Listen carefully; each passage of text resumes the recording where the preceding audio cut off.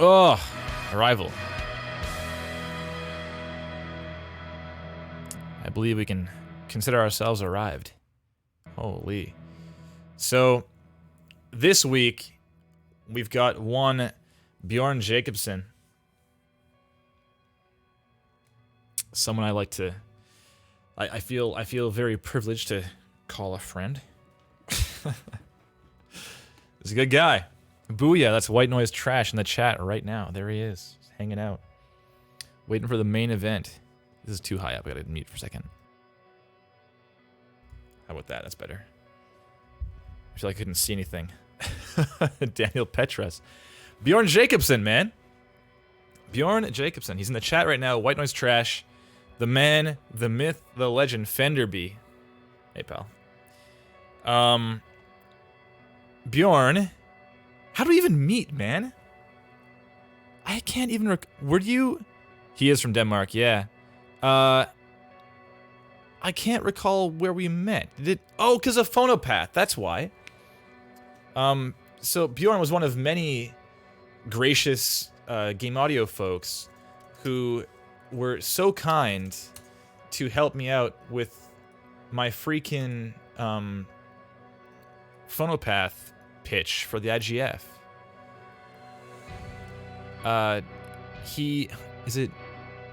Where were you, man? I should have remembered this. I can't believe I didn't. Senior designer, audio director, that game company. No. I got like 8 quotes or something from... There he is. Hey! So, Phonopath rules, thanks. So I submitted Phonopath to the Internet Games Festival, and it's this weird puzzle game where you find hidden passwords in audio files using things that you would learn as someone working in game audio, or skill sets you may have by working in game audio. And the problem is that I could basically guarantee that the vast majority of IGF judges wouldn't even be able to get through the front door of my game.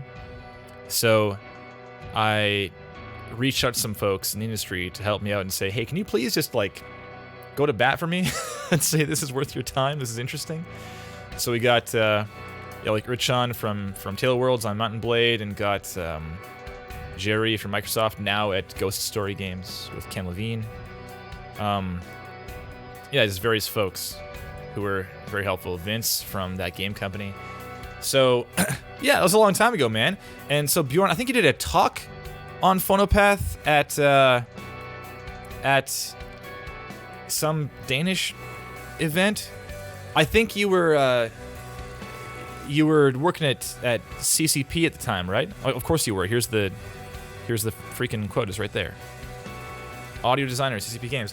If you don't know CCP, they made EVE Online and EVE Valkyrie. Is that what you worked on too? I'm being tested right now. I should have prepared these things.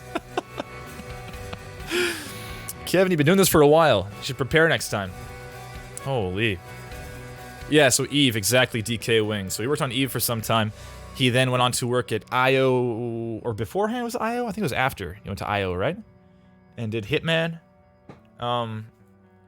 And then to CD Projekt. Right, it wasn't about Phonopath, but it was part of what you were speaking about, totally. Exactly. And actually, I feel I should pull up your stuff, because you've worked on so much stuff, man. Can I use Sound Lister? Is that cool? Or credits, here they are. Man. So, you did the Unity 5 demo. I forgot about that one too, man. You've done some weird stuff. Like, really good stuff, man. Cujo.dk. Here's the site. Here it is. I got it. You're on Sound Lister, but here's your actual site. This is a better choice. Here's Bjorn here. It's already 150, apparently. So, we'll go to your portfolio, yeah? And here's the stuff. Cyberpunk 2077 is the latest stuff, naturally. It's that new hotness from CD Projekt Red. CDPR. Let's analyze the website for the first man. First up is Bjorn Jacobsen. Hitman, of course, Dark. We had a look at that recently as well, I think, on stream at some point. EVE Valkyrie, I nailed it. the Gwent card game, and a bunch of more things. Dust also. Heck yeah. Actually, Joey Goddard on our team did a redesign of the Dust trailer, and it got retweeted by Eve, like their main social media stuff, by Hilmar? I think his name's Hilmar, right? The CEO? Or the lead there? Maybe it was Thor Gunnarsson? I don't know. Anyway, so there is his credentials. He's been around the block. Just a heads up for those of you who are tuning in for Real Talk for the first time, this is a show where we're taking a look at some game audio from some up-and-coming pros, looking to get some more traction. Some are already working, they're looking to go further, some are just starting out, looking to see where to go from here. This is so good, man. Alex Barnhart. And real quick, this is He Heard Footsteps, Alex Barnhart's band. Alex Barnhart is a regular in the chat, and also we took a look at his stuff on Real Talk twice. And I think he's also doing some work for Hexany right now, isn't he? Hey, Max, you can back me up or not on that one. Hilmar, thumbs up. Yes, thank you. Yeah.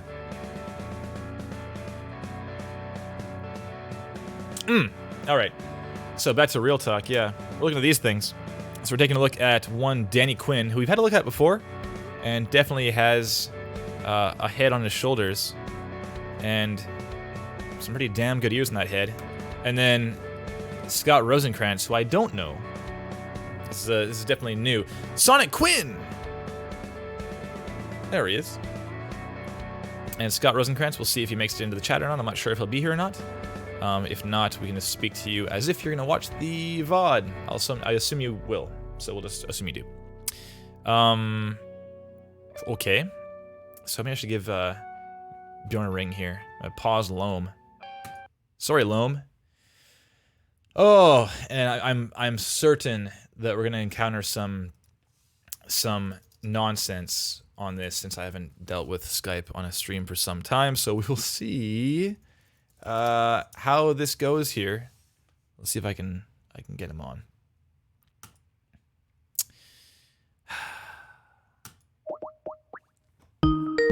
Hey, there's that ringtone I can't turn off.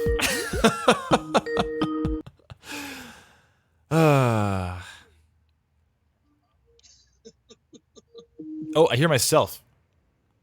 Is it working? It's working-ish, yeah, totally. Oh, I hear myself. Oh. Do you hear yourself? Yeah. Do you have headphones? Not on headphones. I'm just Oh, do you hear yourself? Yeah. Headphones? Not on headphones.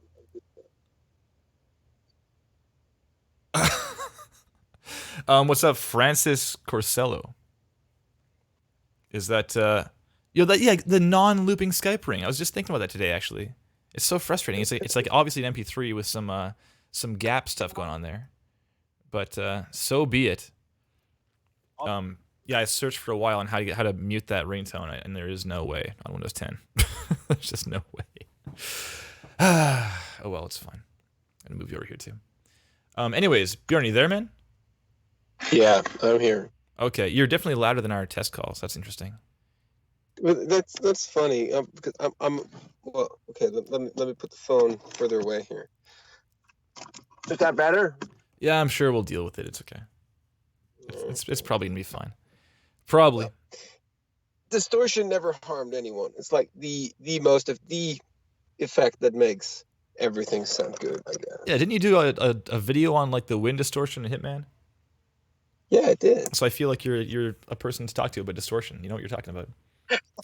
Actually, well, that distortion is made in exactly the same way as this call, because it's just me blowing into the microphone. Yeah. Okay. So I know you've been on this little segment before and talked a little about kind of your background and such. I'm just curious. I know I already gave a bit of a rundown of your long and decorated portfolio, but I know it's given this as a show all about people getting their start and kind of getting traction and stuff. I'm curious, kind of maybe those two things, like what your first gig was and when you really felt like, wow, I'm really doing it now. That was at CCP. Mm. I was I had all these opportunities to go places where it never really happened in the past, and then suddenly when I was looking for an intern, like this crazy story that nobody hired me because, and I was always turned down as like the last candidate for all the interviews that I went to, and then at one point my school required me to take this internship. So when I wrote on Facebook that I am this and I have this amount of experience and I need an internship. I don't really like to call it an internship. Let's just call it what it is. Free work for you for 3 to 6 months. How do you say? And then I just got swamped in offers, uh, which was fun, which was great. It was a very positive experience for me. Mhm. But then I went to CCP, and that was like the first time I was like, okay, like this was my entry ticket. Mhm. So was that your non-paying gig then, or was that prior? No, that was actually my non-paying gig. The internship, which was the first 3 months, but I was there, I think, for like 2 or 3 weeks before they handed me the offer to stay after 3 months. Oh, Like, nice. So please stay. Okay, thank you. it was a very quick first impression then. Just like, yeah, we want to Yes, keep you.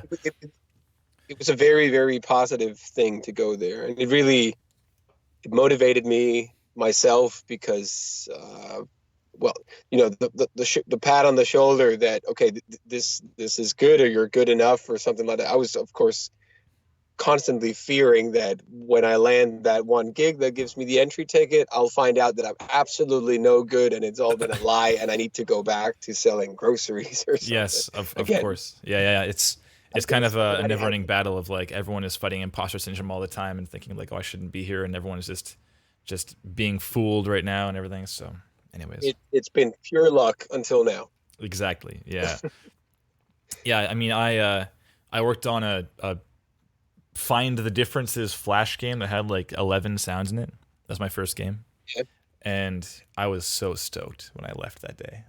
It's like we shipped our Flash game, and like my name's not in the credits or anything. It's just like the studio I was working at, but still kind of doing anything. I was like, wow, I'm actually doing this. And similarly to you, I was not being paid yet. It was just like I was just simply working, and hopefully they'll keep me kind of thing. And they did keep me.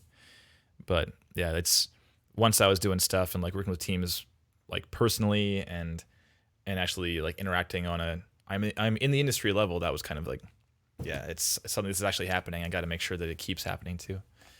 But yeah, so I guess I do want to ask about kind of what you're doing now and like what you got going on in general, just to push your stuff, dude.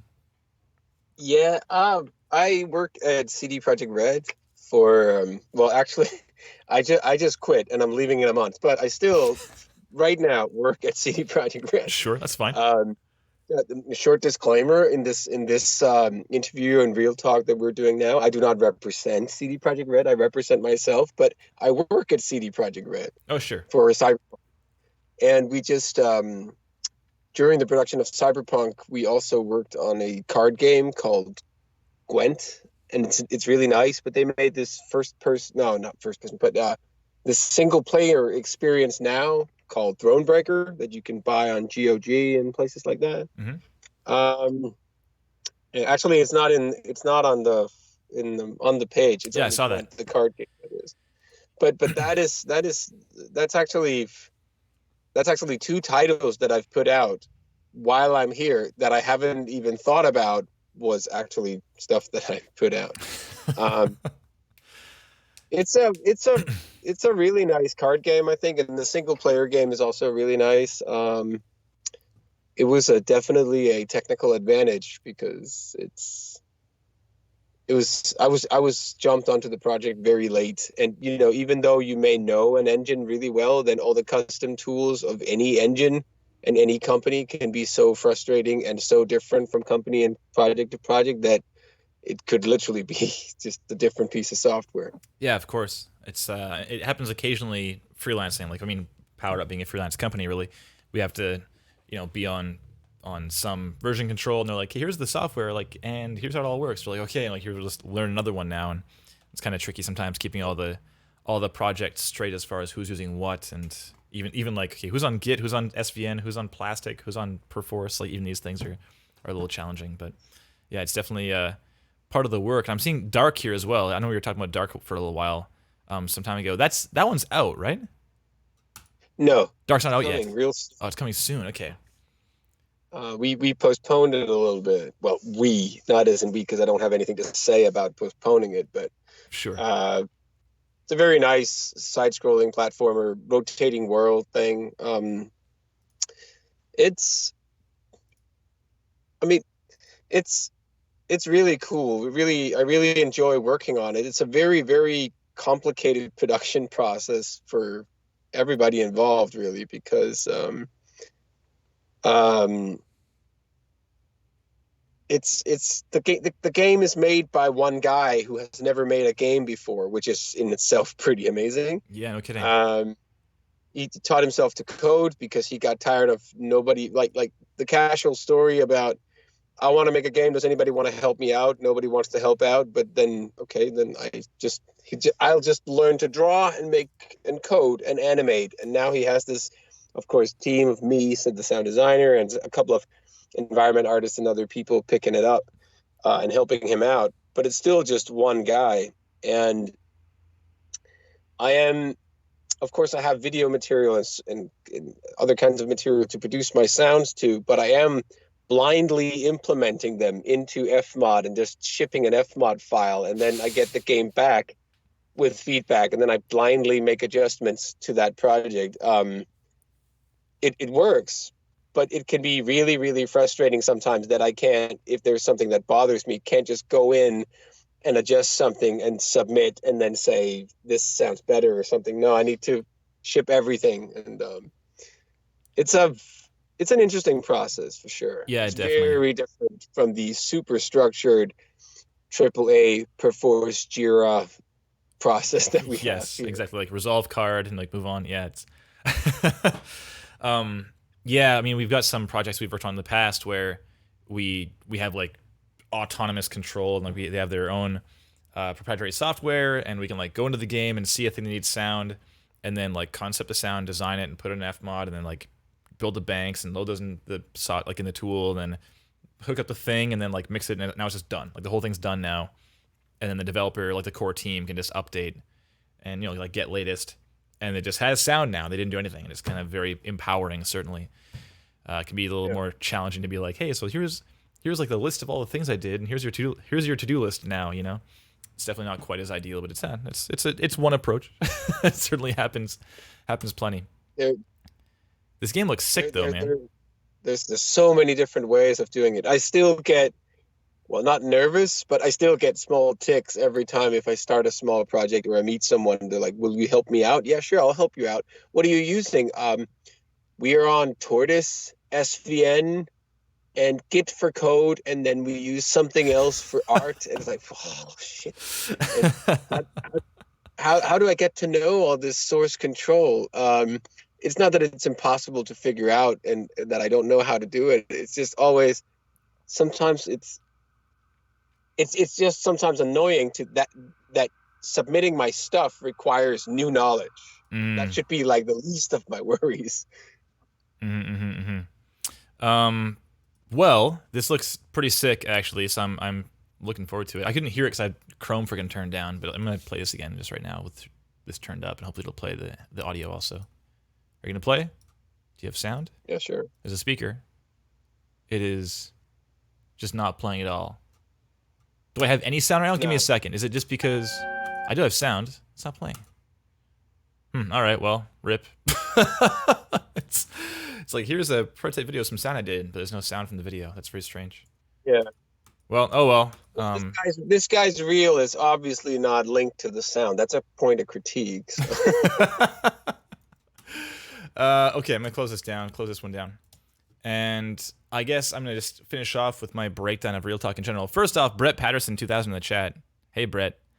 Speaking of Fmod, you're doing Dark and Fmod, right? That's Brett is the head of the Fmod team, just hanging out. Thanks, man. Good to see you.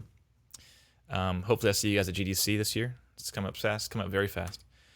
So, Real Talk, friends in the chat here, we're looking at these things down below. We're looking at presentation, material selection, content quality, and distinction.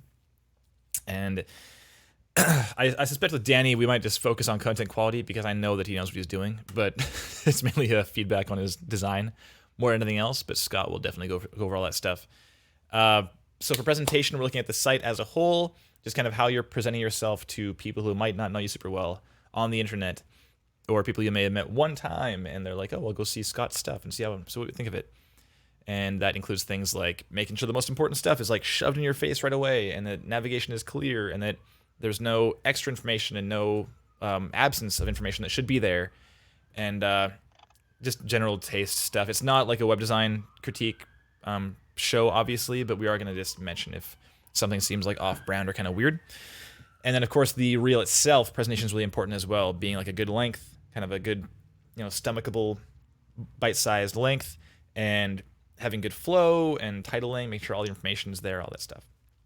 For the material selection, we're looking at what is in your portfolio and what that might suggest about the kind of work you're looking for, about your skill sets, your past work history, and what you're looking to do. And then further, content quality, I mentioned for Danny's stuff, we'll probably focus on that one. It's just simply, is your stuff good? And of course, that's a very general umbrella to be talking about. So we'll just say, hey, here's one thing you could be thinking to level up on. If that's like, think about the panorama more, or think about mixing with more intention of what's the most important thing to the player right now, or the viewer right now, if it's a video or something, or a cutscene. Distinction is, are you standing out? There's a whole lot of people in the world that want the same jobs that you want, so you need to stand out in some respect. And even if you don't get hired this time, just being in someone's memory is kind of like you're playing the long game in that case, right? You might not be hired this time around, but maybe next project, their existing sound designer isn't available and they need a backup plan. Well, maybe that might be you, or maybe they need to recommend somebody to a friend of theirs. And again, you stand out in memory, so you get the gig. Congrats. It's not always sound. Sometimes just being, presenting your stuff in an interesting way, or having like a particularly cool kind of unique approach to anything in your entire presentation. It'll often lead to that kind of result. So again, I want to thank Bjorn for joining us, as it's super freaking late where you're from. So I appreciate that.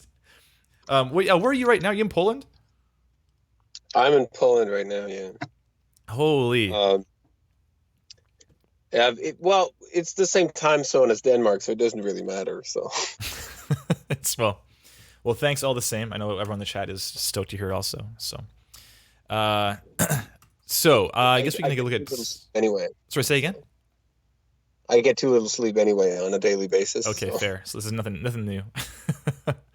Well, I'm on Scott's page. You have the link there, right? Let me zoom into 150 also. So. Just real quick, last note, we're going into these pages, Danny a bit less so, because I should mention Danny says V2, or maybe even V3, submitting to us, so I already know Danny's work pretty well, but we're taking a new look at it, whereas Scott, we're looking at kind of the first time, and we're looking at this much like, as if we were the employer, so we're looking at it like it's a job application. Scott has not applied to anything that we can recruit for, so it's not the case, but we're trying to just simply look at it as a first impression style thing. So I have not looked at Scott's stuff before. I don't think Bjorn has either. So we will just go in that way. I'm zoomed in here. The first thing I see is this "Let's chat."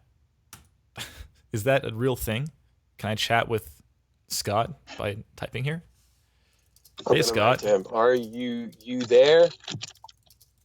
It's Kevin on Real Talk. Send. Or is this like a Wix? Is this like Wix in general, or is it actually Scott? Oh, hey there. Please leave details. Please leave your details so we can contact you, even if they're no longer on the site. Okay, well. Okay, well, I'm good, but carrying on. Right, it's good, but I do find it kind of weird, actually, that it says, I'm available to answer your question in the beginning, as if it knows that Scott is probably online. But then when you write to him, it says that we should leave our details, because he's apparently not available. That's this. I don't know. It smacks of the kind of like a studio page. So for example, like my sister works for a company that does like custom wooden furniture, and that's her job, is like being. As you do. I'm sorry. As you do. As you do, yes. So her job includes things like being available for these kind of chat pop-ups, like on their website, you know. So, but that's like her job, so she's available for it. When I see one of these things, I think of a company that has like a like a consumer support team or something. So it's a little bit of a strange fit for me personally, but I mean maybe it's working. I don't know. But anyways, so let's go to the about first. I think this is like a vertical page, right? So oh no, it's not. What the heck? I'm gonna go back here. Home. I can go to the bottom, and there he is, with a George Lucas quote. Okay. And then we've got about, and it's okay. I see. So here's the bio. Okay, let me give us a read here. Hi there. I'm Scott, a sound designer and video editor with a focus in virtual and augmented reality. In 2016, I co-founded Martov Company, where I was audio director and trailer editor on 2 PC VR titles, the puzzle adventure game Chiaro, and The Elixir of Life, and Forged, a dark fantasy sword fighting game. I sound designed cinematics for Chiaro's opening cutscene, played cello on the game's soundtrack, and edited one of the most watched VR game trailers of all time. Whoa, really? Okay. I graduated Boston University's film and TV program in only 3 years, and have been playing the cello since I was 7. My Sword Art Online OST cover video. Okay, one more time. My Sword Art Online OST cover video counts Palmer Luckey, the creator of the Oculus Rift, as one of its biggest fans. Okay. In 2013, I moved to Austin. This is a lot of text. In 2013, I moved to Austin, where I edited a concert video for the critically acclaimed indie game The Banner Saga. Yo. Okay. A docuseries that followed BioWare veterans around the country making games in a van. Oh, I thought that was describing Banner Saga. No, this is the second thing that he did. Okay. And also sports documentaries at Flow Sports as the youngest editor on the team. My sound design and editing philosophies grew from a smorgasbord of diverse movies at the Alamo Draft House and Southwest, and weekend morning runs with a pancake-loving group of Terrence Malick's editors. Okay. Almost there. After experiencing the immersive play Sleep No More, which is amazing, by the way, and trying the Oculus DK1, I leapt at the chance to pioneer this new frontier of mixed reality. Unreal Engine became my new cutting board, Pro Tools and FMON my sharpest knives. I'm currently exploring new opportunities for video and sound editing in XR, film. XR is like mixed reality, I guess. Mixed reality, film, TV, and games. Reach out to me if you'd like to discuss working together or just say hello. Okay. Great. Thoughts, Bjorn? That's actually a decent presentation, I think. I like it a lot. Yeah. Yeah, it's very clear. One thing that it's I know it says Boston, but if I only have 1 second to look at this page, I miss that it says, "Hi, I'm Scott, sound designer, blah blah blah, based in," or like immediately figure out where he is. Because if I don't have time to read the bio, or I for somehow end up on this website real quick, the buzzwords of where he might be located is something that I for some reason would like to know. Sure. I know one thing that might be worth doing, Scott, is simply bolding some stuff. You do have some italics, like Banner Saga, but I feel like if people have a limited amount of time, it may be worth just picking and choosing something worth glancing at. Like our site, for example, like Power Up Audio, we've got. I'll zoom in a bit. We have like all this text, but the bold stuff is like, we are experienced specialists, we are passionate gamers. You know, like, so if you glance at this page, you'll see kind of the 3 main things will pop out at you, and because we fully don't expect people to read our entire site, but if you just glance real quick, you might see the important part. So like so Bjorn's saying, like maybe having just something that, something like prompt, like based in Austin or whatever up top, and have that like bold is like, this is the most important thing you need to know right here. That might be worthwhile. Having like the games you worked on bold also, so I can glance and be like, oh, here's your stuff that is worth knowing. Because you don't know how people are going to look at your site, so it's generally a good call to kind of accommodate for a variety of like time scales. You know, if they have 10 seconds or if they have 10 minutes. but I gotta say, I think the text is very well written. Like, Mhm. it's not like I'm reading some, like myself would write it. Like, hi, I'm Bjorn. I make video games. Something lame. It's not really. It's not the standard text. This is clearly written by someone who either had an editor or is very intellectual himself. Yeah, I mean, the one thing we see a lot looking at various people's websites are bios that are like bios that you could apply to literally anyone working in game audio, where it's like, I am very passionate about game design. It's like, well, I sure hope so. Yeah, Like, yeah, I sure hope so. And I don't necessarily need to know that. Well, sure, I need to know that you're passionate about game audio, but you can tell me in other ways. I think this profile here explains quite well that Scott is very interested in audio and in sound and in production of media and VR and so on, without saying I am super passionate or using some of those, let's call it lame buzzwords. yeah, I really like that. And, yeah, yep, totally. I mean, yeah, it's that's well written, I think. yeah. I mean, honestly, like even our just had it open. Like our page, this is not like that unique. Like our page, like we're experienced and passionate and energetic. Like yeah, back to the I hope so, but that's not our main selling point. Like it's mainly we go on our street cred at this point, like kind of our portfolio and such. So, but I think that when people are starting out and looking to get more gigs, the bio is kind of a little more like, okay, but it's like okay, but who are you? Kind of moment in the hiring process, you know. So, anyways, let's go over to the blog. Oh wait, don't click blog. Don't do it. So here it is. We love to guess. When do you think the most recent post was? Um, I'd say Like what month? if if we're lucky, then November or December last year. Okay, I'm gonna guess. Okay, Daniel says 2 years. No faith. Oh, Jeez. Daniel is right about that. I've also seen websites where people have a blog, and you can clearly see there's been a lot of activity for like the first 2 months, and then it stops, and then that's 3 years ago. Okay, so we got November. We got 1 year. 2 years from Daniel is no faith, but that's a reasonable guess. I'm gonna I'm say I'm May. I'm going to be positive, and because of the way the bio was written, I'll say if we unless it's like today that he updated it because of this website, because of this talk that we're doing now, then I would say something like November or December 2018 would be expected. Okay, so Danny says this guy's on it this month. Yeah, I mean being intellectual, being available. Hugh has blog saying, "Hey, real talk," or like the Let's Chat pops up. It's like, stop hating my blog. Um, yo, also Abe Bowers, what's up, Aaron? Good to see you. Blog, let's go. I said May, and the answer was November of last year. And who wins? That would be Ochneberg, nailing It's it. actually September 2018. Oh, I almost win myself. You won also. You nailed it. Cool. There it is. Blog post with the Steam page for Chiaro. Some good reviews. Cool.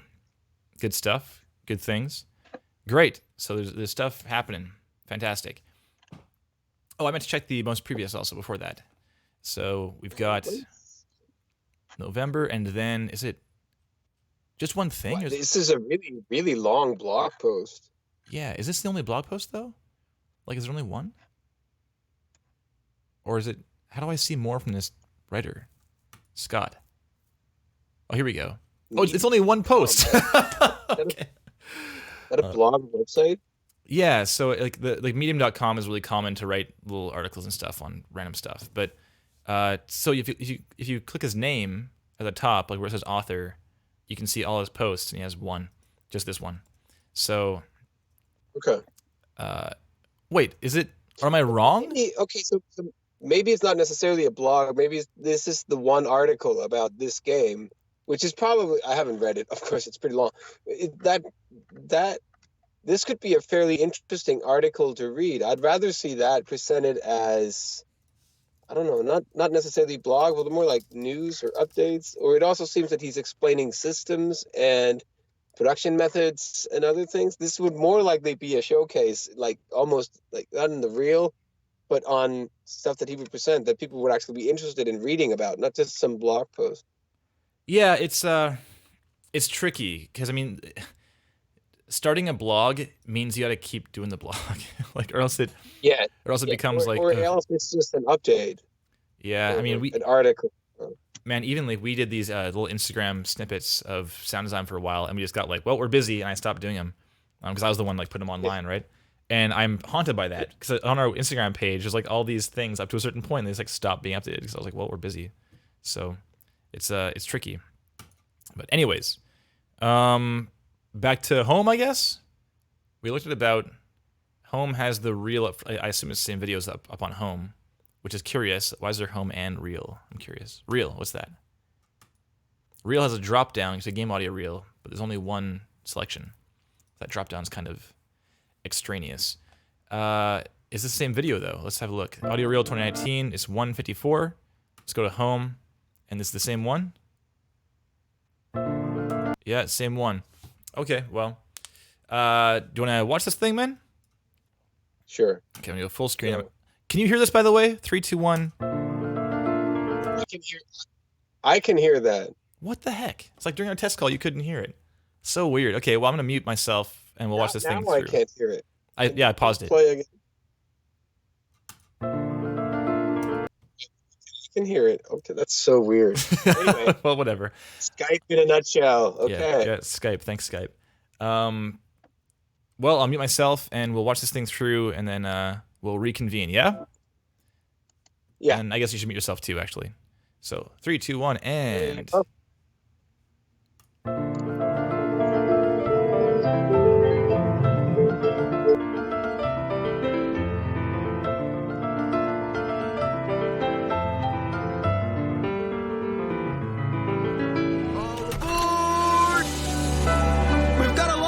Travel, Kiaro, but if we work together, I know we can reach the Nevering Chalku. To enter the fountain, an alchemist had to pass 2 trials, unspeakably difficult.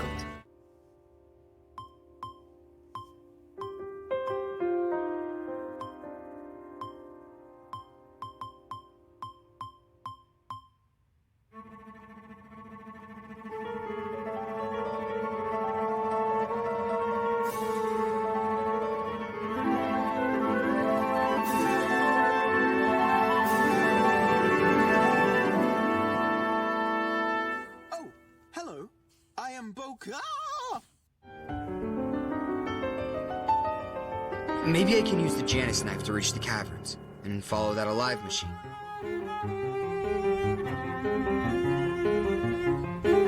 I can create portals now? He's not going to play this fair, Kiara.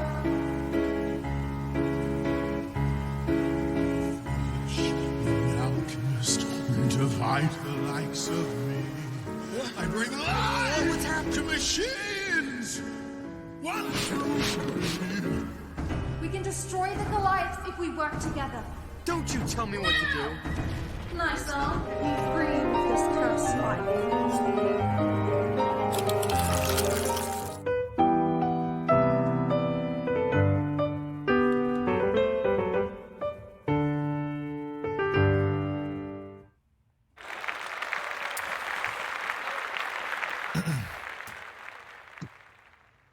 Hey, man, are you there? I have you unmuted now. That was very pretty. Yeah. I didn't like get bored, but I do think I missed stuff. Me too. I didn't get bored, but so before diving into anything too specific, yeah, like what are your general impressions here? I was expecting to see a reel with more than one product in it. So my first thought was that it was a bit of a slow start.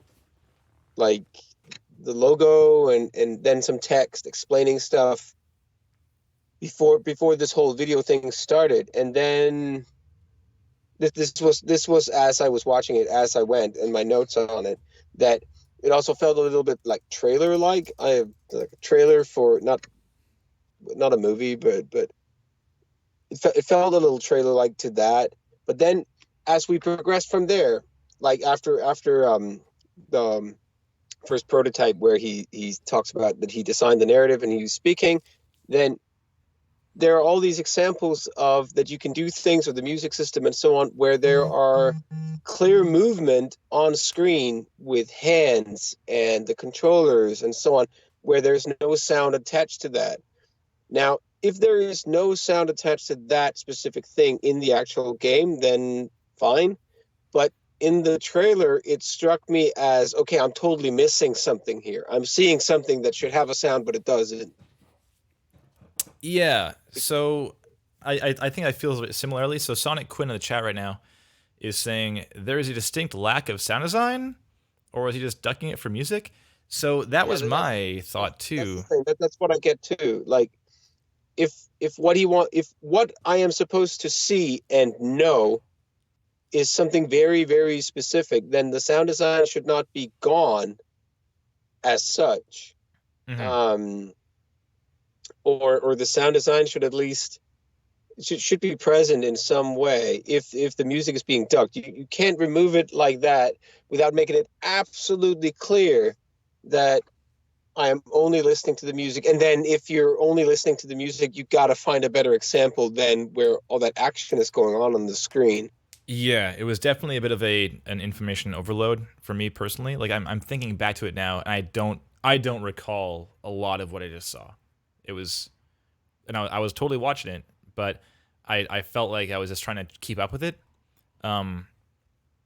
So one thing, I mean, the first thing I heard was like this pump in music and the voiceover, and I was ducking like crazy. Like it was really, really actively ducking to make room for stuff. So it was pumping, you know? And I went into this video with this preview image that says audio director and technical sound designer, and I'm curious how that measures into all the like. It's very music heavy, this whole video, like very. Yeah. So I'm curious how that measures in, and I mean, it may have even told me some of it, but I don't recall now. Like 2 minutes later, so yeah. But the thing that if Scott wants us to focus on, let's say, the fact of being a technical sound designer, then I think this reel doesn't do that very well, because if it's the technical thing, if he's applying for a job as technical sound designer, I need to see much more tech than just an explanation in text and then these examples of how it's supposed to work. Then I would much rather see technicalities of engine or editor or I don't know, a much more technical presentation of it, because to me it strikes me as I am listening to a composer's piece of work, really. Also because text on screen, it's not necessarily bad, and sure, I read it, but sometimes I don't, because my attention gets drawn to visuals or music or sound or something else like that. Text on screen is generally something that I really don't like. Yeah, I'm inclined to agree, and I think that it's pretty. I'm not sure I want to be so bold to use the word universal as an opinion, but I have generally felt like. So let's take, for example, let's think of like a movie trailer, okay? And if we took this approach to a movie trailer, because this is a trailer for Scott, is what this is. It's a trailer saying, hey, like, here's the teaser, pretty sweet, right? Want to know more? That's kind of that's the entire purpose of this reel, Scott. So that's similarly parallel, it's the same as a movie trailer. It's the exact same thing. Now, if we have a movie trailer that's like, you know, we have a movie like, I don't know, like Lord of the Rings, and on screen it's like Frodo joins a band of friends, and they like it just said in text like what's happening, or like, and then this happens, and also it's got a soundtrack by, like, sure, videos, some trailers have like a quick like testimonial tagline, but they're in the interest of like marketing, and it just feels like it's a lot of information that doesn't really need to be there. So here's the thing. So most reels, they'll have like or a very common approach to a reel, is to have the splash at the beginning like you have, and then here is the thing I did, like the product that you worked on, like Bjorn was saying. Here's a product I worked on, and here's my role. And if your role was in that product, technical sound designer, then I would encourage you to put in like stuff that was technically challenging or technically interesting in that clip. Like, it might be a challenge to find something like that, but in the video content, like find the stuff that's like, yeah, this is sweet, I want to talk about this, and then just tease that, and hopefully it sounds amazing. If it does, then you can have that secondary video that's like, okay, and now let's get into like Bjorn did the wind distortion video on Hitman. Like, talking about that is totally interesting, and people love seeing that stuff. But having just the video saying I did this like platypus thing, it's not quite a great fit for like the first thing that someone's ever gonna see out of your work. At least this is my opinion. And again, disclaimer, it's just me. I'm not the word of God. I think one of the positive, really positive things here is that I find it very, very clear that Scott is very talented. Especially because it's made very clear, especially because we read the bio, that Scott is a musician of nature. The cello and the piano and all these other things and the music things going on, I find that very high quality. So in Scott's defense, I'm not overwhelmed by, I am looking at 500 different game jam videos with bad graphics and bad gameplay, and we're trying to imagine that this is sounding good, or that the sound designer is really good by looking at a bad game. Just happen to sound good. Sometimes, the bad graphics overwhelms the good sound and doesn't really bring it to life or give it justice. In this case, I think the game appears, from what I see, this looks like a good game, and the music that I hear is really good. But when it's written on screen that, let's say, I prototyped and narrative and so on, then we still had to wait like 5 seconds from when that was written until the speech was actually there. I would suggest speeding it up considerably. Yeah, do you need 2 minutes for this reel, do you think? It's 1:54. A reel should contain several things, and this, presenting this game alone. If this is a trailer for the game, sure, 2 minutes, fine. But this is a reel for Scott. Then I think 2 minutes with one game is too much. I'm inclined to agree. I think it's confusing the point of watching this video a bit.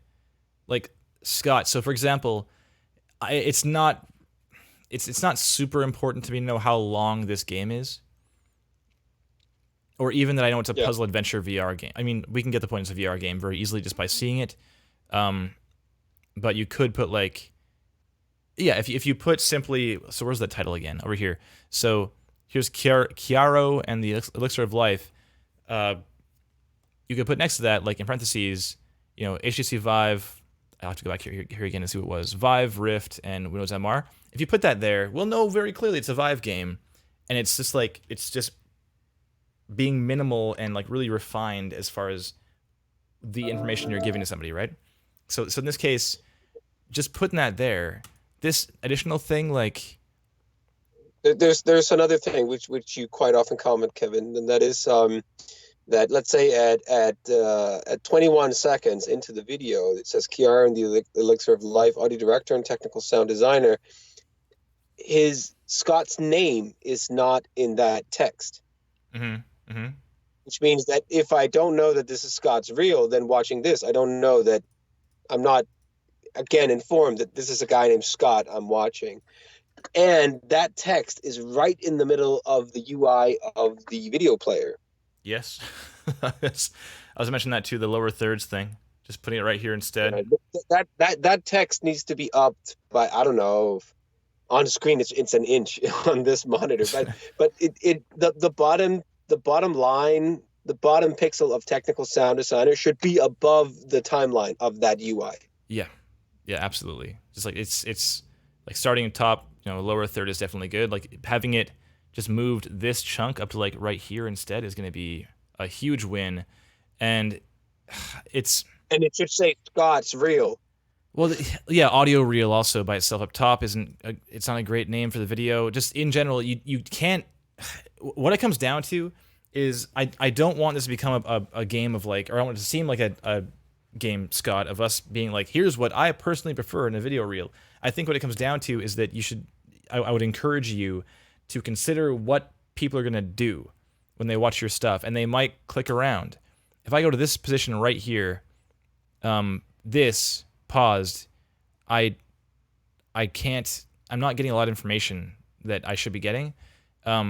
This part right here is good. I've got Chiaro, but it's behind the thing. We'll put that aside. Assume it's up higher. Have it here. You can say that it's like on these platforms. That suggests it shipped also. It wasn't just like some passion project that didn't go anywhere. Further, this is up the entire time. I mean, these things it goes away after a while. I mean, the fact that the whole thing's one game is also a bit of its own challenge when you have like the title up, because that title would just never change. But there's another thing that is that I just noticed. Chiara in the life of in the elixir of life that we just talked about in the text, that is too low. From about now the video's loading, but up until 30 seconds, something like that, the video is actually a very good reel in terms of this particular game. But then it starts to write, Scott starts to write that this is now his, the following video will present how something is done and so on in this, which means that we are basically getting the same thing twice. Yeah, I mean, that's I think up until 30 seconds, that the fast editing and all these things, that in itself sort of not encourages, that's the wrong word. From that, I would expect some nice sound design going on because of the fast editing. And then at about 30 seconds, the following gameplay video shows contributions to the audio design and scripting in Chiaro and the Elixir of Life. And that's great. But then it becomes really slow. And then we miss sound design. There's focus on music, and we miss sound design. And when there should be focus on music, there shouldn't be sound design. But then, it's like from 0 to 30 seconds. If that was literally a fast sound designed 30 seconds of this reel, and then the next 30 seconds would be a different game or a different way of editing the same thing and presenting it again, I think it would be really good. Yeah, like kind of refocusing what to even look at. Like Luke in the chat was talking about how at that point of that book you're talking about, it seemed like it was going to change gears a bit and be like, no, we'll talk about sound design specifically, as opposed to having this kind of very heavy music and music and VO rather thing happening. Because there wasn't, I don't recall anything I heard for sound design in this entire reel except for this music up and down beep. Like that's all I recall hearing from the first watch through. And that's not like because the thing is, it also said like I did sound design for this game.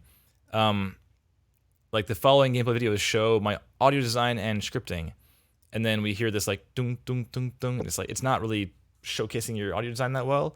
It's cool that you did that and you scripted this sound meter, the volume meter, but it's not being like, look at this kick-ass sound work, Yeah, it just moves around a lot as far as contributions and such. Yeah, and the text also moves a little. Like the book where he's doing that the menu thing. Created sound menu controls for music sound. I like that the text is on top, but that clip could like be half the length, and then it could say, I know it's nice to know that Scott played the cello. By the way, I appreciate the cello. I played the cello as a kid. I hated that instrument back then, but I love it now. Because I was forced to play it. That's why I hated it. Naturally. Anyway, then I also prototyped and designed over 1,000 VO lines for 5 AI characters, including a robot platypus. The information about the cello could easily have its own section, and the part with the menu could be like half the length of it, like beep beep beep, and then a quick edit to prototyping and designing VO lines, including this platypus, and then immediately switch to when the platypus says something, and then immediately switch to something else, so that it's much faster paced. And that would give me a much better impression of that. Okay, wow, he did a lot of things. So I feel like I've been glazing over this thought I had very early on and just forgot to say so. On your bio, you say that you are I'm gonna read it again just to make sure I don't get this wrong. You said, I am a sound designer and video editor with a focus in, etc. So if you're claiming to be a video editor, I think that this kind of video can be a lot more effective if you're like doing a presentation and you're speaking over. Also, you work in audio, right? So just speak to us and be like, I was involved in this thing and here's what I did. And that's so much more engaging. But that's also it's also just a better video to have on the side. To be like, if you are now interested, then here's like a deep dive into this awesome stuff I did for this project. Because once you show that your work is awesome, people will totally want to watch that stuff. Like I will for sure watch a 5-minute long video of you talking through like the scripting process for the volume meter and like for the like all the VO you prototyped and the platypus thing and this like singing pig. Like I have no idea what was involved in the challenges of the singing pig. You just say phase 1, phase 2, phase 3. But I recall watching this thing and being like, I don't fully understand what I'm even looking at right now. It sounds cool. I got that too during that part of the video. That okay, what am I supposed to see? Yeah, it just says phase 1, phase 2, phase 3, and I just feel like I don't know what I'm supposed to get out of this. So I think this kind of thing is a great example of what you can like walk us through it and be like, this is awesome and you should care and here's why. And then you go through it. But for the reel itself, being a minute long and just showing like your best stuff is going to make people want to watch that secondary video. Whereas the leading with this is maybe a little bit bold. Maybe. I have one thing to say. Like while we were discussing this, because of Mr. Quinn in the chat mentioned that Scott worked on other games, so I clicked on his CV. And there it says that he's actually in Santa Monica. Oh, well, I guess not Austin-based after all. It's not. There's nothing wrong with being in Santa Monica. Trust me. I applied to work at Naughty Dog like a billion times, but because I want to go to Santa Monica, not because I care about Naughty Dog, of course. But that's inconsistent with what the other things on the website that we've seen so far. That doesn't necessarily bother me, but it leaves me. I'm curious. Like, okay, where is this guy? Anyway, on this resume, it says that Scott, that you worked on a mystery noir short. I want to see that. Like, if this is a reel, I want to see that. And also your Flow Sports edited sound bits for 30 style sports documentaries. It doesn't matter, but if you do it real quick and just could show, I did this editing real fast on a tight deadline. You did fair amount of work here that I would be interested to see. That I think would fit very well into this reel, and not necessarily cut the reel shorter. But if you sped up the parts that we talked about before, made the part with the pig clearer, and maybe added some of these other games, I think it would be fairly solid material to show. Unless, of course, you're not showing this because it's bad looking, because then, of course, you shouldn't show it. But I doubt that. Yeah, I'm not sure. So I'm looking at our criteria list here, right down below the pane here. And this has been a very presentation-heavy conversation thus far. And I guess in part material selection, since it's just the one thing, that's kind of just part of the conversation as well. But down to content quality, like I don't know how to comment on your sound design because I don't really have anything to go on. But if you on the front page, Kevin, the underneath the reel, you can actually click the individual parts. Oh, I didn't even know. So the trailer for all these other things are actually quiet is actually there. Yeah, I think that. If Whoa. you click the one right below the Mirror Me hackathon thing, the one with the colorful picture. Yeah, got it. Yeah. I sound designed, edited, and mixed the launch trailer for Chiaro. So that's the trailer. This is the same game.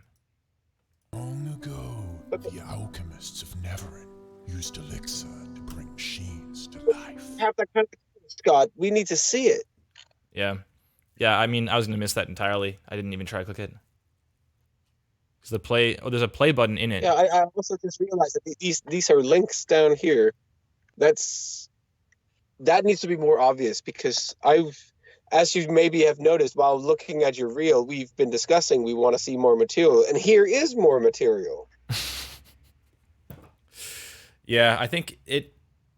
I want to sum this up and get over to Danny here, but what I want to sum up is that I think, Scott, you need to be. Well, I won't use the word need. I would encourage you to be very aware that people have limited time, and that if you're applying to a gig to work as like a sound designer for some big company or something, or some indie dev or whatever, you can assume they're getting like a ton of resumes or applications. And to that end, they don't have a ton of time to look at every one of them in depth.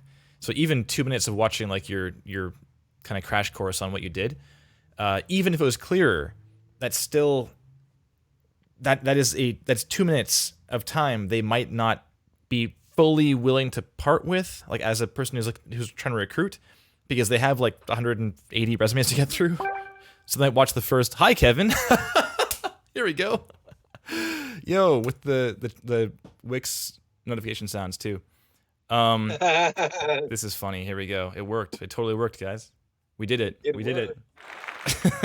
We made it. I'm surprised he answers you and not me. That was under an hour. Yeah, so twitch.tv/powerupaudio. That's where we are. So, is it going to play sounds again? I bet it is. So, what was I even saying? This threw me way off. I was saying, oh yeah, the 10 seconds thing. So I think that you should probably aim to be like, within 10 seconds. Within 10 seconds, I'm pressing a video. I would recommend you craft those 10 seconds such that they want to hear more. Because right now, we'll play the 10 seconds again. Here, let's go. Let's see what happens.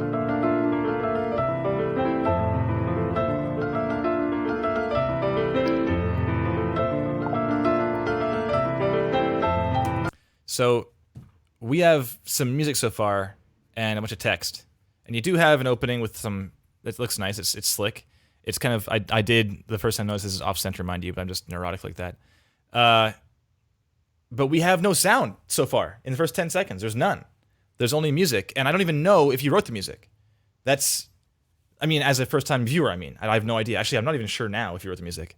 But all I'm saying is that if you have 10 seconds to share, that 10 seconds needs to be really clear that like, this is my stuff and it's awesome and you should care. These 3 things. And just those answers aren't entirely clear at this point. So that's it's like Bjorn was saying, it's not a bad reel in terms of expressing what you contributed and showing that you're passionate and you're talented. These are very clear to see. But as far as it's got to be like really focused in terms of, I should be hired for this project and here's why. And it's not very clear right now. So, but there is plenty of material to put together. Totally. So it's all about the presentation. It's not that you need to go necessarily and work on your material. You need to work on the presentation material, not the material that you produce, because you're clearly very talented and clearly know what you're doing. It's simply a question of, would you convince me or someone else to give it a shot if this was at a company. If you're applying for a position where you are, let's say, maybe just below the bar, or you're one of those guys who might be given the chance, then you need to stand out. All of it sounds so easy to say. It all got to be perfect, but it's you really need to catch the interest of the viewer very quickly, because else you end up in the pile of kind of interesting. But a lot of companies, they go with, if they are to give the, let's say, the not so experienced person the chance, that requires for them to be convinced that the very experienced person that they also have on their hand is not interesting. And that only happens if the inexperienced person delivers something that shows that he is interesting. Because I've experienced it a lot of times where I was the second guy, the guy close to being given the chance, until I find out that they literally told me, we're going to hire you. And then 5 minutes later, I find out they didn't, because they hired the guy with 10 years of experience right in front of me. And I'll never know why, but I'm pretty sure, well, and now I know because I also review people who apply, that if you somehow convince me, you answer my questions. I've set this up, not here on Real Talk, but in a lot of other places. Like your reel is supposed to answer my questions. Your reel is supposed to relieve me of my doubt in your skills. Yeah.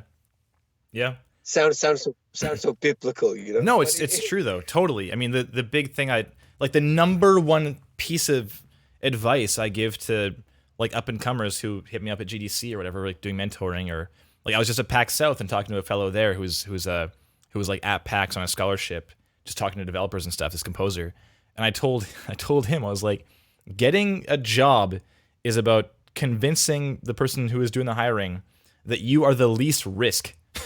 like that you are the most likely to follow through and do the job and do it well.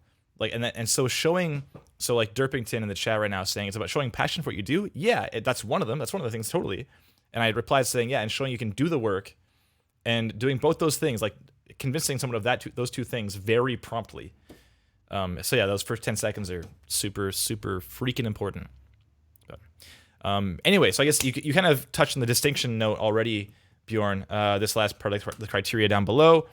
I would agree that it's kind of it's fading into the kind of interesting camp, where I'm not like, oh, you have no talent, Scott, because you clearly do. I'm just not totally clear on how much in a sound design you actually are. I'm not fully sure. I think that you like the technical programming and scripting and stuff. I have a gist that you did that stuff and you enjoy it, but as far as actually like creative sound design, I have no idea. So it's hard to even weigh in. So it's the kind of thing, right? I would love to see a version 2 where it's much more focused and showing us like this specific thing is amazing, and have a look. So hang on here in the chat, Derpington. Capability isn't a must; it can be taught, and passion can't. And that is very correct. The only problem is that the person looking at this reads passion, and everybody says they're passionate. The reel must convince me through your passion that you are capable. Or if it convinces me that you are not capable, then it convinces me that you can be taught, and that teaching you will not be a liability to our project. It's very weird, because normally, even in AAA, if you hire another sound designer coming from another company, even if they're very experienced, usually takes, 2, 3, 4 months to train them to fit to the tools and all these things. That sounds very weird, because if you hired, a very aspiring junior sound designer, he would probably require the same amount of work, the same amount of training to be fit. But you need to convince me that what's going on. I know that passion cannot be taught, but everybody says they have passion. And if everybody says so, then nobody has. And you got to convince me otherwise.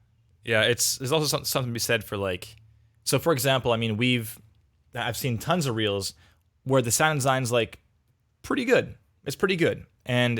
Or even better, where I've seen it before. I've seen like a previous version and then they improve it and it's like better, but it's still not quite at like a industry level of amazing standard. And in that case, I'm like, wow, they're learning. So it's not that I agree that like hard skills, like learning how to, mix or how to like design an explosion, I can teach that certainly. But showing that you put the work in yourself and you have the capability not to be, not that you already have the work, all the skills already, but you have the capability to like learn is a big one too. So yeah, I agree that showing all these things is really important, but really it's kind of irrelevant. Like you can get those, you can measure by whatever criteria you want, but in the end, it really is like I need to measure risk of hiring this person, and if it's too risky because I'm not convinced of criteria X, Y, or Z, then you don't get the job. And that again, it's not that they aren't being satisfied; it's that they aren't being satisfied as effectively as someone else. All right, let's carry on to Danny. Do some content quality. So. Thanks a lot, Scott. You can watch the VOD. I know you weren't watching the whole thing, so feel free to watch the replay. Yeah, Kevin remembers to save the replay, which he forgot last time. I know, man. Last time I had Bjorn's he's gone into the ether of the internet, Twitch. Thanks, y'all, says Scott. The forgotten Twitch streams. 1 a.m. Let's do it. Says Scott. Sorry, says Danny. Okay, we're closing, Scott. I'm gonna do one more claps. Thanks a lot, pal. I wish you the best. It seems like you have some really cool stuff going on. Danny, we've seen before. Danny's I've used as an example of an awesome intro, actually. Here it is.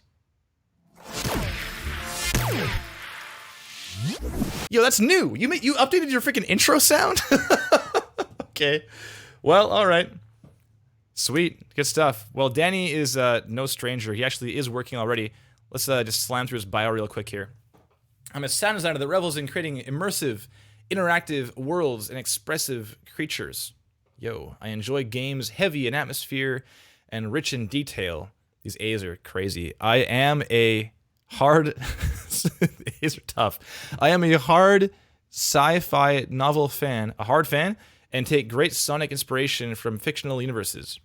Since my graduation in 2013, I have been working as a freelance sound designer and music producer across indie feature film, TV broadcast, and commercials.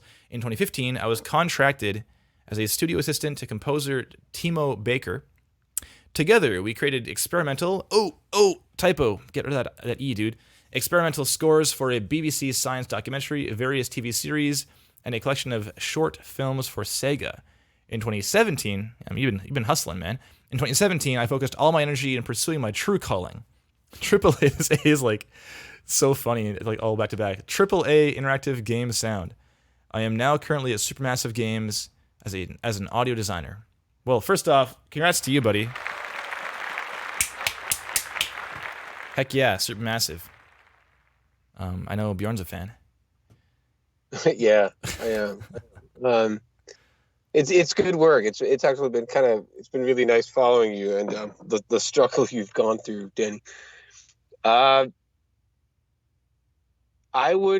not much of a graphics guy, but you got to change the font. Two things. One, it's all caps. Basically, it is effectively all caps, and that's a bit tough to look at. It's definitely tough to look at. And the A's are. I like the A in your logo. The A here, I like that. Like Danny Quinn game sound is cool, but in an entire paragraph, it's rough. Like it's tough to get through. And even like some words are just like, whoa, it's hard to look at. So I feel the same way. Well, the only proof that we need is that when you were reading it, you were struggling at some sentences. It's not about if it's wrong what it says. It's just if it makes you struggle, that it shouldn't. It really shouldn't. Yeah, we're play testing your bio right now is what's happening, and there was struggles that shouldn't be there. Okay, it's part of the game. Yes, there you go. So I'm just gonna jump into projects and work. That's two separate tabs, really. Let's have a look at work. Project. Okay, it's where you're at. So Supermassive game developer. Is that what you are? Or is that the... Oh, this is like the subcategory of this games. Okay, I see. Well, that's fine. And does this go to the site? Oh, I see the URL. And then... Okay. Sure. All right, well. Projects, then. So here's like the cool stuff that we want to see. Interesting. So audio redesign. So here's linear stuff. Anthem, BioWare. Redesign, breakdown ambience. Then Hellblade. Ninja Theory. We got a redesign environment, redesign combat. And shooter game. The classic from Unreal. The Unreal demo. Some design implementation and dynamic landing. Yo. Okay. Cool. And Zen Island. I feel like I've seen a few of these before, but let's jump into the actual reel. Yeah, because we have limited time. Reel. I'm going to mute you again, dude, and myself also. Okay. Are you ready? Yes. Okay, I'm going to go 3, 2, 1, and...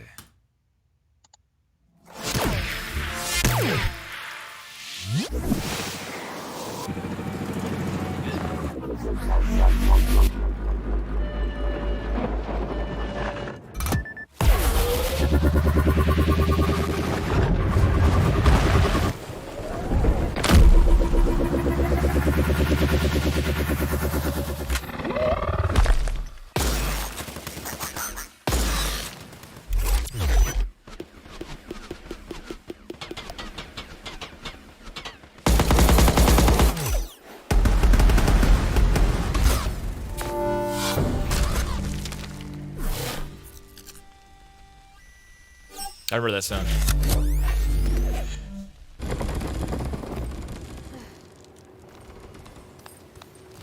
Oh, Danny says reload the page. Well, do this again, I guess. Shift F5 a hard reload? Is this gonna be... Look at the actual page. 17 January? Is that the one? Not the reel. These are the projects. God, I stopped the reel. Okay, well, we're gonna carry on from where we left off, I guess. Apologies, friends.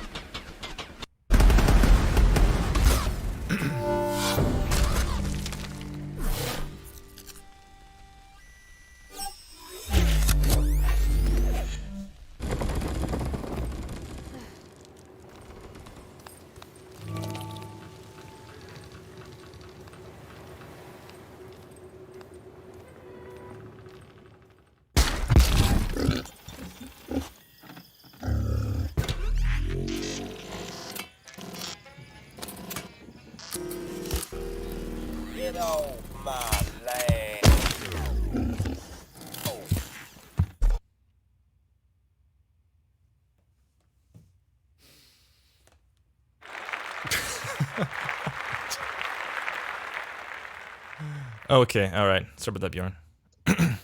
I was told to reload the page. I thought I was watching the wrong reel. It was fine all along. It's all right. Great. Do you have any immediate thoughts? I do. I really like it. I think it's way better than the first time we saw it, and I think it's much more consistent than the first time that we saw it, but also way more consistent than the material I've been seeing from Danny along the way. Now, let me approach this as if I had no clue who Danny was. Please. Let me pause this so that I don't hear anything. I think it's really, really cool that you have an intro sound that fades over into the plane that is moving back and forth. The shooting scene that comes after is, I feel a little bit disconnected from the girl in the cockpit firing her gun. It's like it's a little powerless in comparison to the very sci-fi-ish movement of the plane before. I like your very drum and bass drop woof woof woof woof sound of the plane. Stuttering, stirring, moving about. That's really cool. But then at the very end of that scene, from, I don't know, scrolling on YouTube is really bad, but probably from about 14 seconds and until the transition of the scene, I feel like that sound is on top of the visuals and not the actual chip that I'm looking at making that sound. That sound needs to go into the visuals more for it to be believable for me. Mm-hmm. Yeah, I felt the same way. Really for a few things. enjoy your continuous work on Anthem. When the Anthem when the Anthem, because it's that TH thing in English that's weird. Anthem. The beginning of the scene, I'm not disconnected, but that seems much lower quality than when we are at about 29 seconds and the aiming comes in and he fires the missiles, and that, because that part of the scene is totally ace. That to me is no different than the game that I would expect to play in the end. Yeah, man. Hellblade scene is, I know it's very short and artistic, but it makes me wonder, what am I supposed to hear? Like, I know it's great ambience and the footsteps are great and so on, but I'm lacking the wow moment. That why am I looking at this? And I forgot the name of this game. It's actually old IO people who's working on this game.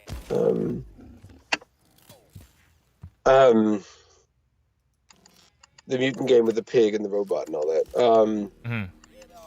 I think that's really good. Even, I don't know if it's you who did the VO yourself and so on, but this is really good VO work where it's clearly not some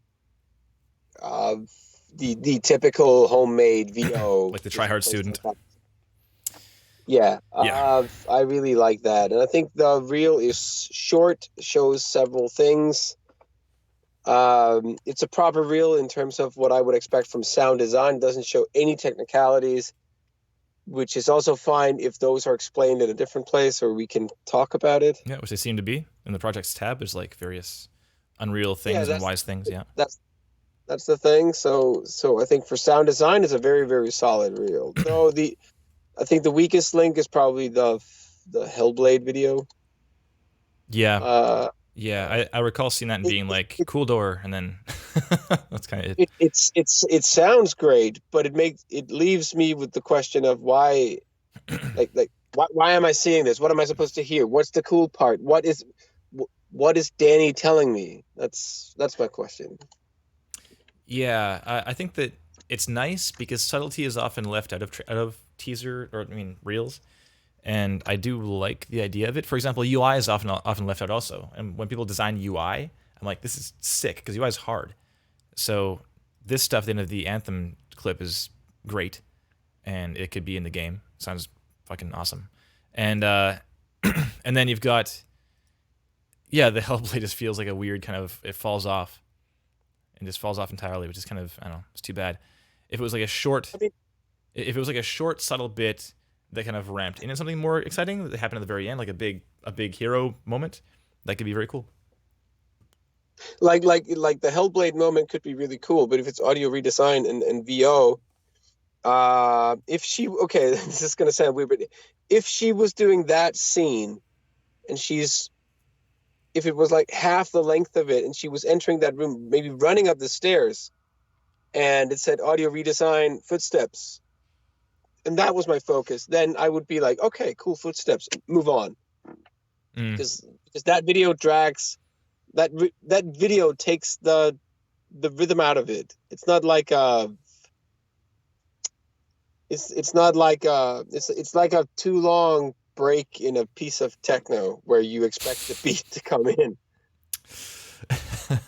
By the way, check out Cujo Trans. So yeah, Bjorn used to be a DJ and producer. Still is, I suppose. Okay, so I think that the disconnection from the space was a thing I felt a couple times. I felt it as well with his appearance of the Thing in Hellblade, actually. Play that again. It's right here. Like, it's a subtler kind of point, but because there's nothing else to hear in that scene, I just latched onto it, I suppose. So the idea that it's happening in space, it didn't really feel to me like it was happening in space. It felt like it was happening all around me. And maybe that's fine. Maybe that's what you're going for. But the ship is definitely on point. You did do the thing where you're in the cockpit, and now it's like the color of the ship is different because you're inside now. So rad. But yeah, the outside stuff where it moves around. I think it comes back to like what's the focus of the mixing in that clip. Bjorn mentioned it's like very on top, and I think what goes along with that is that it remains like the most important thing in the mix for a lot of the mix. I want to just watch it one more time actually. Let's just press right here.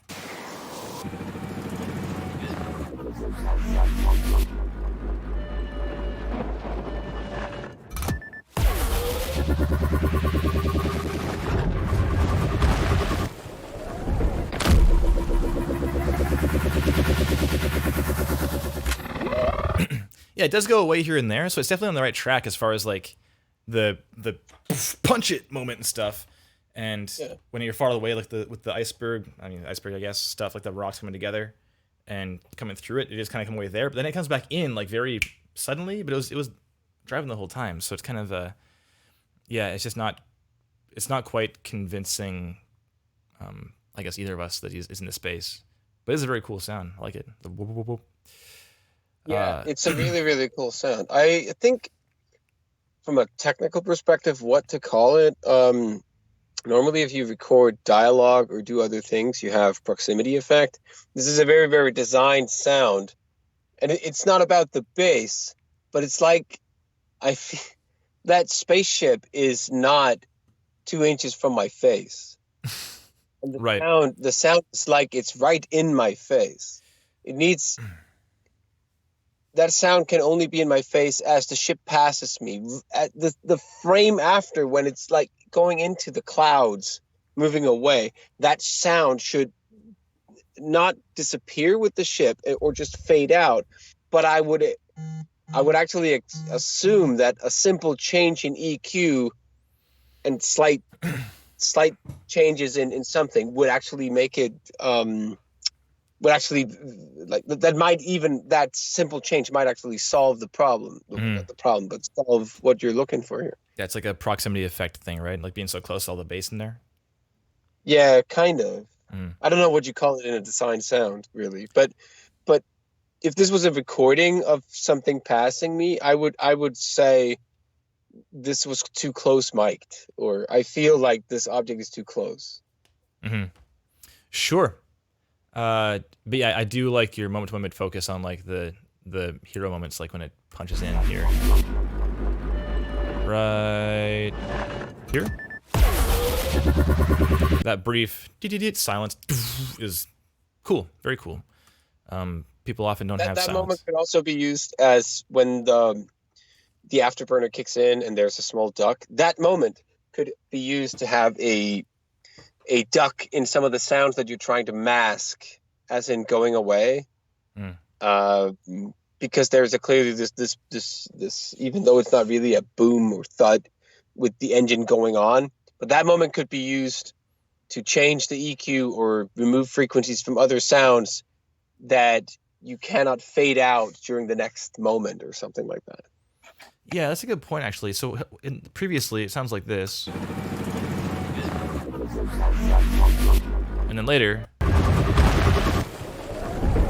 it sounds like kind of the same. I'm not sure. Like the post boost moment and the pre boost moments, the engine's kind of similar. So maybe I'm just missing the point. But yeah, I feel like adding some like in there or something like it's really pushing harder might help convey like the storyline. Like, oh yeah, now it's serious mode and we're going really quick.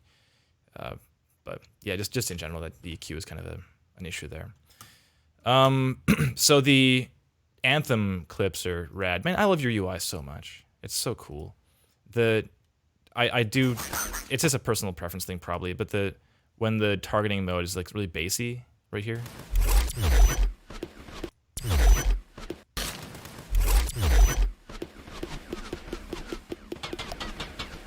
I don't know. Maybe it's fine. I just felt like it felt just like huge to me, but maybe that's okay if it's like big explosions and stuff. Like it feels to me. So I guess what it comes down to for this little section, this little sequence, is that the full story here is targeting comes up, we target a bunch of enemies, we shoot the missiles, and they all die. Right. So the climax of that story is like they all die, and partly shoot the missiles. It's kind of like it's a paired sequence, a pair of things happening, right?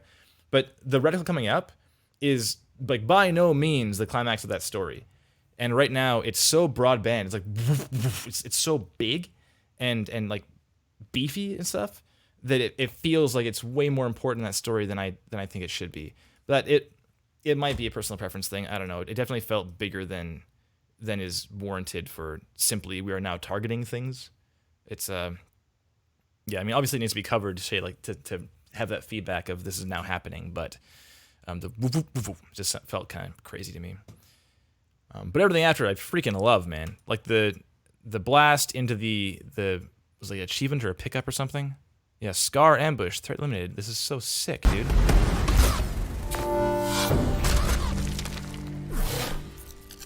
And that pickup too. Oh, it's so nice. I would want to hear that again and again in that game.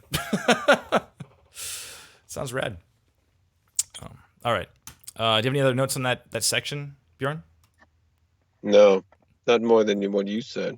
Okay. I really like the anthem part. I think I agree with the UI stuff. It's really good. That's the kind of UI that I want to see, and that's also the kind of redesign that I really like to see in Reels, where I don't feel like I'm watching a redesign. Yeah, totally. Oh, like that sound this achievement moment or the objective complete or whatever this is, this could be in the game.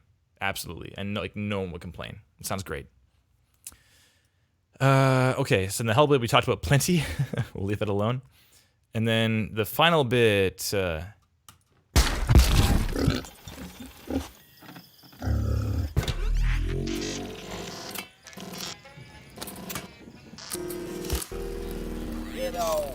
that this kind of smacks a little bit of the same feeling of the ship.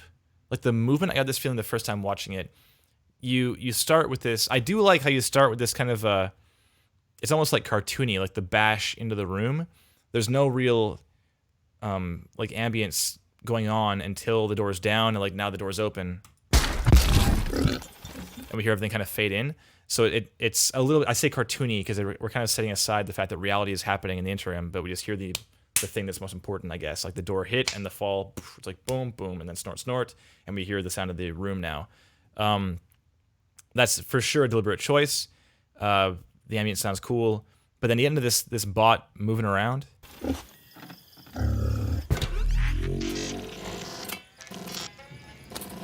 So the jukebox sounds like it's in the space, sounds like it's in the room, but the movement of the robot, it's back into that like close mic'd kind of thing. I feel like it just feels like it's, and the thing is, it's so like it's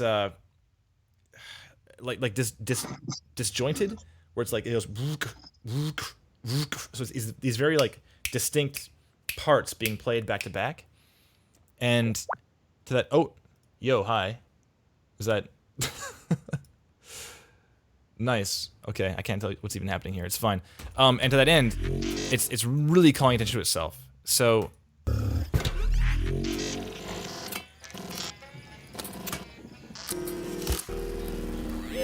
it's those two last ones mostly that are just, I don't feel like they're in the space. The ones that have sub 500 hertz. Sure. Yes. Just back to the close mic thing, right? Just you get more bass if you things are close mic. Yeah, it's not you can't point fingers at a certain frequency because, of course, not close mic doesn't necessarily mean that the frequencies are removed. It's just something about their presence that does it. And EQing your way out of it afterwards is really difficult.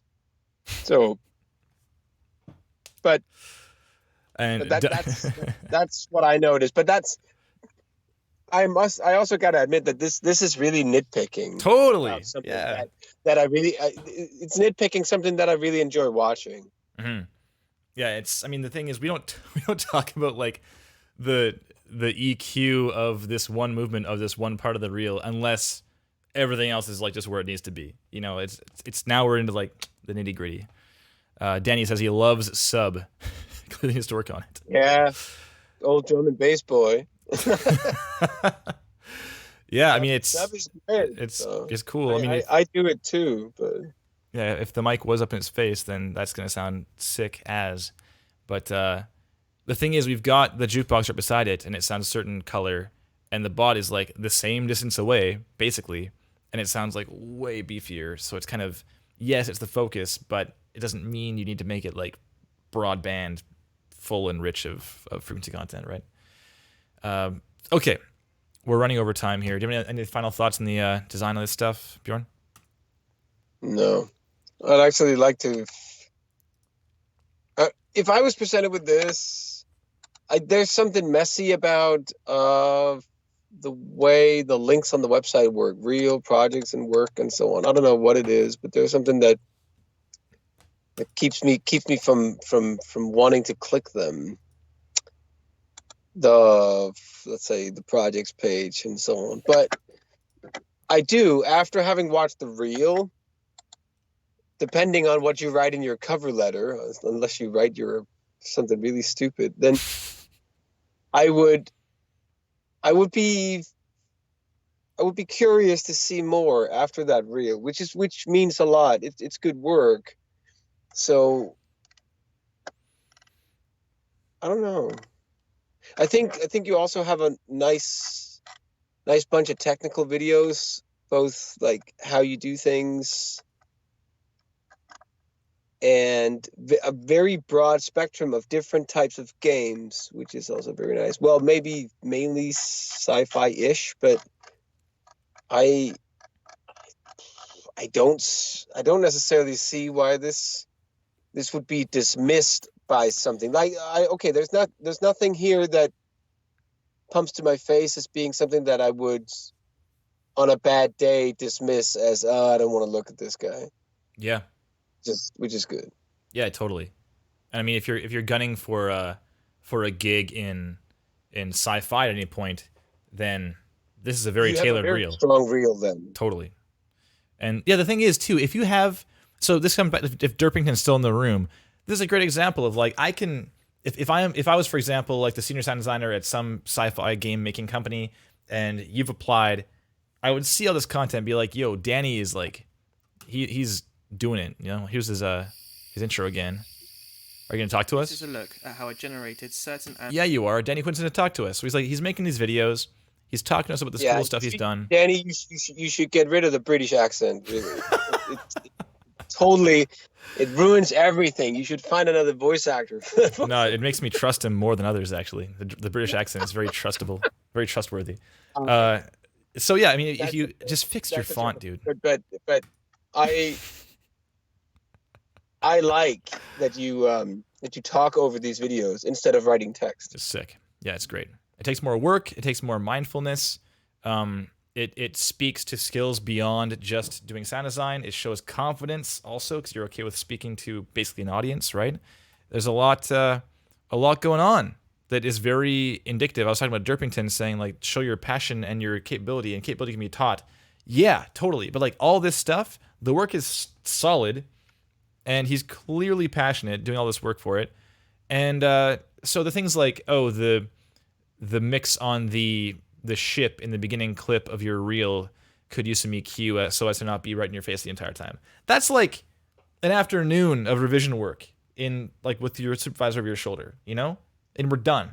So that's not something that's like, oh, well, we can't hire this guy. It's because his ship is close mic. That's like it's not like a black mark, you know? Your font, however, might be. So change your font.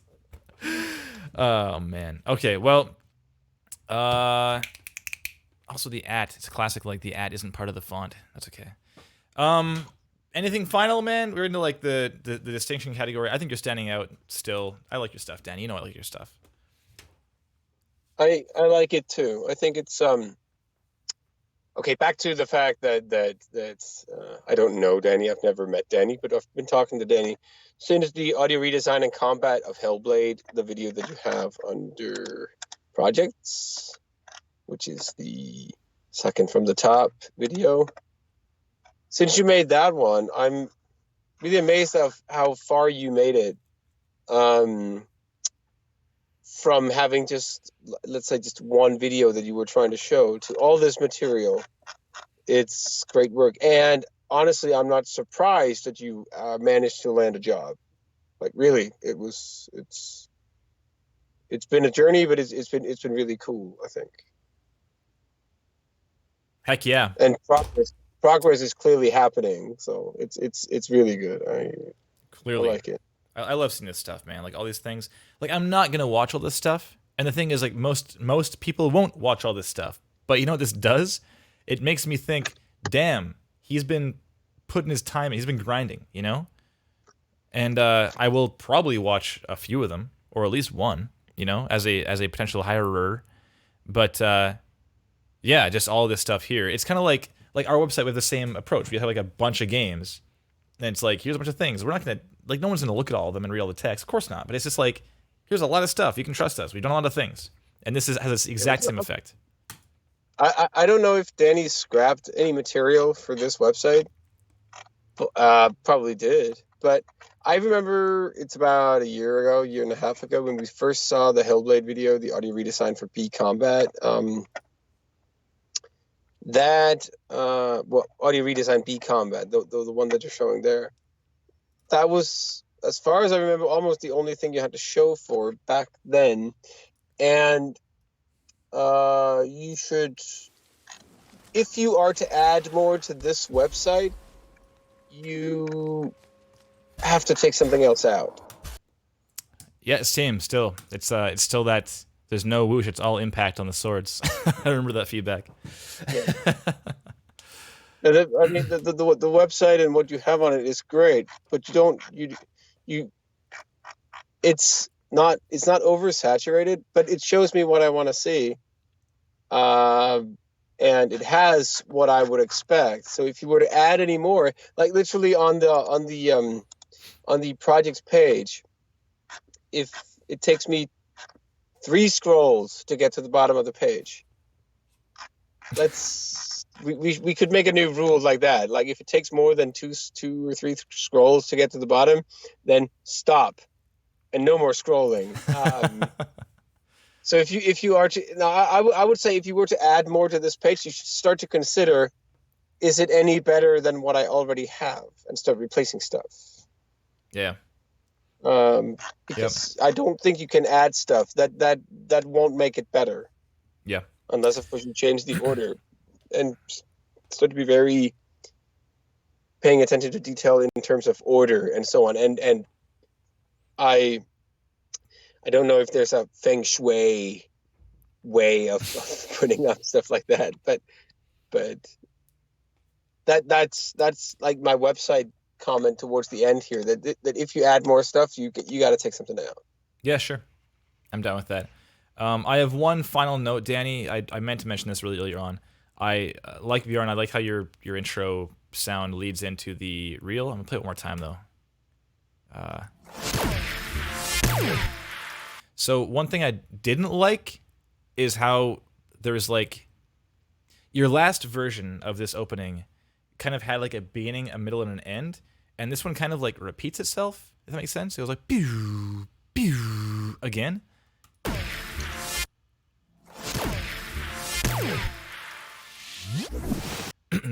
Into it is awesome, but yeah, the pew pew, it sounds kind of like you could do something different with that easily.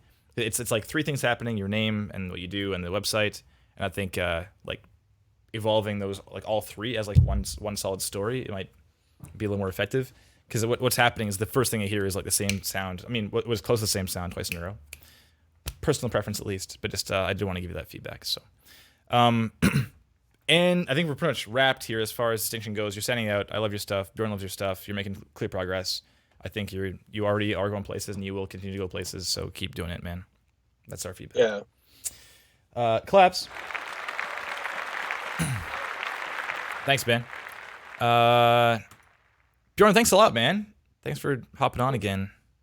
Thanks for having me. These many It's months. always a pleasure. I really like it. It's it makes me feel very adult and very senior. Funny enough, that's my title here at CD Projekt. It's literally your title, man.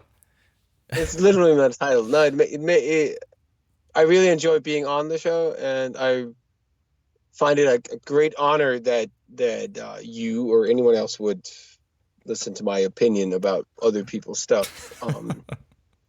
Because I don't consider it to be that long ago that I was on the other side of the bench, really. I feel the same way, man. I'm up here spouting my opinion, and occasionally I'll like have this out of body experience where I'm kind of over here behind me, and I'm like watching myself, and I'm like, you don't know what you're talking about.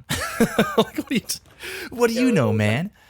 But yeah, it's in my case, I express my opinion, and I go like, so, am I even allowed to express my opinion? Like, do I have enough credit to voice my opinion? Yeah, totally. It's not about resume or what I have to show for. It's really like I literally still feel that way. Like, am I allowed to voice my opinion? Because do people even care about what I have to say? It's. Yep, and I mean, again, this is all hard disclaimer. It's like it's only us giving our opinions of stuff. So it's not like it's the gospel and it's what every employer will want. But I mean, if your stuff is so sci-fi heavy, if you're looking for a sci-fi gig, like it's clearly, it's gonna be what they're looking for, right? So anyway, okay, man, I'm gonna let you go.